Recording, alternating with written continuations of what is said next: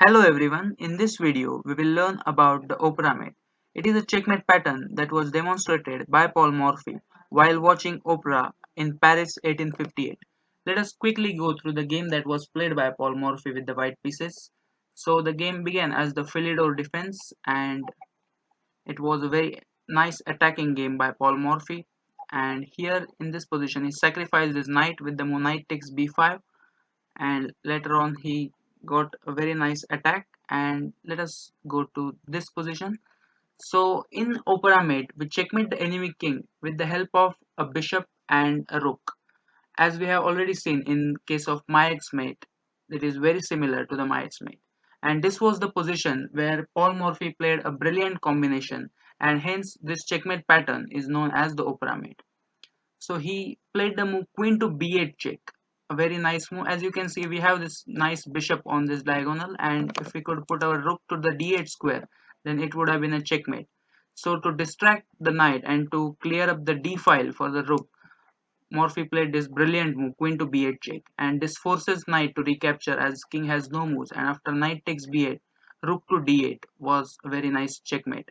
And this checkmate pattern is named as opera mate, where the bishop protects the rook, that is checking the king, and the bishop is also covering the important escape square on e7.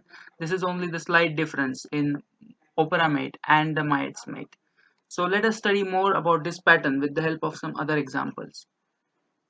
In this position, white played the move queen to b3, and here black played a fantastic move to finish off the game. He played the move queen to f1 check, a very nice move, bringing the king in the file of this rook, and after king takes f1, he played a very powerful double check, bishop to d3 check. The king is checked with the bishop as well as the rook, so king has to move, and the only move where king can go is king to e1, and here rook to f1 was checkmate.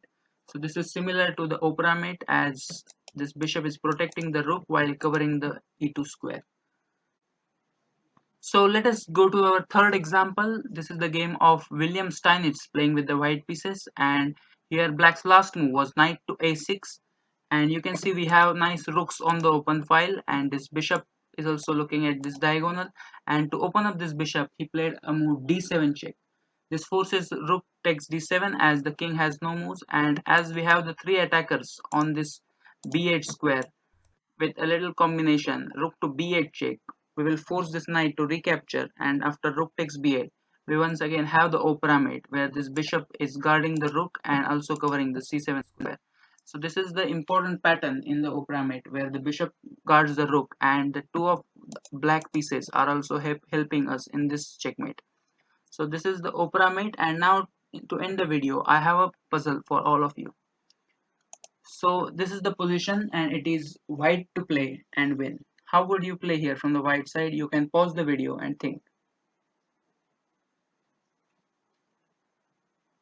So white plays a fantastic sacrifice here with the move queen to d8 check. This forces king to recapture, and again we can give a powerful double check in this position, bishop to g5 check. So the king is checked with the rook as well as with the bishop, so the king has to move somewhere, and if it goes to e8, then we have the opera mate with the move rook to d8. And if it goes to c7, then we have another type of checkmate that we will study in the later video. But if it goes to e8, then we have rook to d8, which is once again an opera mate where the bishop guards the rook while covering the e7 square, and we have the checkmate just with the help of bishop and rook. So this is all that you need to know about the opera mate. Thank you.